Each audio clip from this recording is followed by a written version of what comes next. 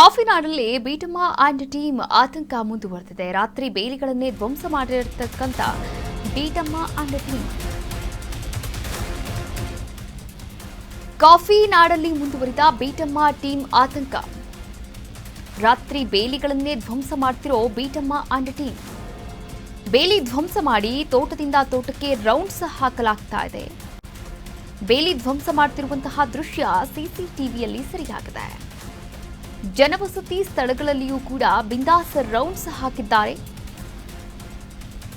ಸುಮಾರು 20ಕ್ಕೂ ಅಧಿಕ ಕಾಡಾನೆಗಳ ಓಡಾಟ ನಡೆದಿದೆ.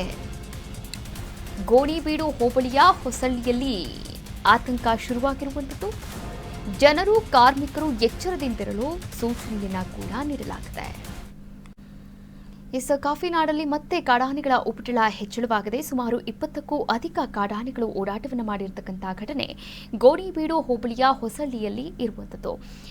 ಈ ಒಂದು ಹೊಸಳ್ಳಿಯ ಸುತ್ತಮುತ್ತ ಜನ ಹಾಗೆ ಕಾರ್ಮಿಕರನ್ನ ಎಚ್ಚರಿಕೆಯನ್ನು ನೀಡಿದ್ದಾರೆ. ತೋಟಗಳಿಗೆ ಹೋಗೋರು ಸ್ವಲ್ಪ ಹುಷಾರಾಗಿರಿ ಎನ್ನುವಂತಹ ಸೂಚನೆಯನ್ನು ಕೂಡ ನೀಡಿರುವಂಥದ್ದು. ಬೇಲಿಯನ್ನು ಧ್ವಂಸ ಮಾಡಿರತಕ್ಕಂಥ ದೃಶ್ಯ ಸಿಸಿಟಿವಿಯಲ್ಲೂ ಕೂಡ ಸರಿಯಾಗಿರುವಂಥದ್ದು. ನೀವು ಕೂಡ ದೃಶ್ಯಾವಳಿಗಳಲ್ಲಿ ಗಮನಿಸ್ತಾ ಇದ್ದೀರಾ. 20ಕ್ಕೂ ಹೆಚ್ಚು ಕಾಡಾನೆಗಳು ಉಪಟಳವನ್ನು ಕೊಡ್ತಾ ಇದೆ ಕಾಫಿ ತೋಟದಲ್ಲಿ.